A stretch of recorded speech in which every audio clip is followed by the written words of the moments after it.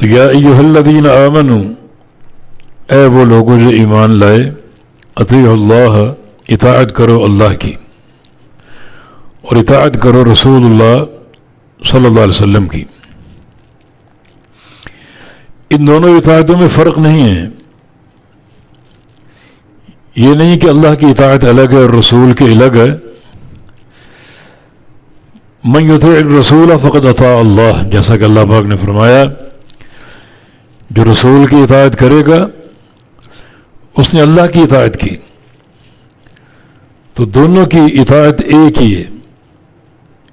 وما ينطق عن الهوى ان هو الا وحی یوحى، رسول صلی اللہ علیہ وسلم اپنی خواہش سے بات نہیں کرتے، اللہ تعالیٰ کی وحی سے بات کرتے ہیں،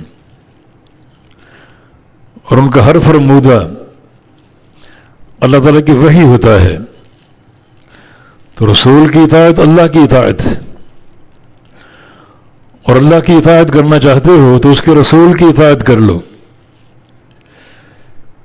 اطاعت کیا ہے؟ لفظ اطاعت طاع سے ہے، جس کا معنی خوشی۔ اطیع اللہ کا معنی یہ ہوگا کہ بڑی خوشی کے ساتھ اللہ تعالیٰ کی باتیں مانو، واطیع الرسول، اور بڑی خوشی کے ساتھ رسول کی پیروی کرو، رسول کی بات مانو، جس میں کوئی اکراہ نہ ہو، کسی قسم کی تنگی نہ ہو، کوئی شک و شبہ نہ ہو، کسی قسم کا خلجان نہ ہو۔ اگر کوئی شخص آپ کی پیروی تو کرتا ہے مگر دل میں کچھ تنگی محسوس کرتا ہے، کچھ خلجان محسوس کرتا ہے، جبر و اکراہ محسوس کرتا ہے، تو اطاعت معتبر نہیں ہے، قابل قبول نہیں ہے۔ فرمایا کہ فلا وربک لا یؤمنون حتی یحکموک فیما شجر بینہم،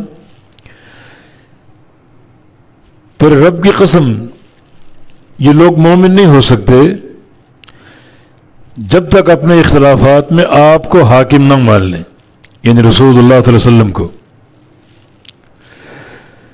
اور فیصلہ آپ سے کروائیں۔ جو بھی اختلاف ہو آپ کو حاکم مانیں اور وہ اختلاف آپ پر پیش کر دیں۔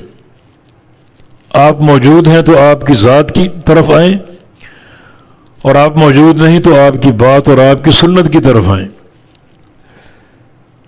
اور پھر ثم لا یجدوا فی انفسہم حرجا مما قضیت، یہ بھی ضروری ہے کہ جو آپ فیصلہ فرما دیں اس کو قبول کر لیں، اور قبول بھی اس طرح کریں کہ اپنے دل میں کوئی تنگی، کوئی حرج اور کوئی خلجان محسوس نہ کریں۔ وَيُسَلِّمُوا تسلیما، اور اس کو بالکل تسلیم کر لیں، قبول کر لیں، کسی خلجان اور ضیق کے بغیر۔ یہاں مومن ہونے کے لیے کچھ شرائط، کچھ پابندیاں ہیں۔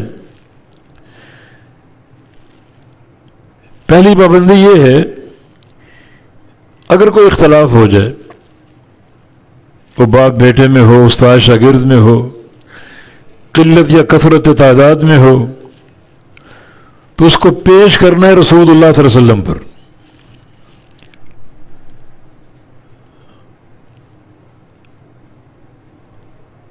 رسول اللہ صلی اللہ علیہ وسلم پر پیش کرنا ہے اسے، اور جو فیصلہ آپ صادر فرما دیں اس کو قبول کرنا ہے۔ اور قبول کس طرح کرنا ہے کہ اپنے دل میں کوئی خلجان محسوس نہ کریں۔ یہ اطاعت کا معنی ہے، اطیع اللہ و اطیع الرسول۔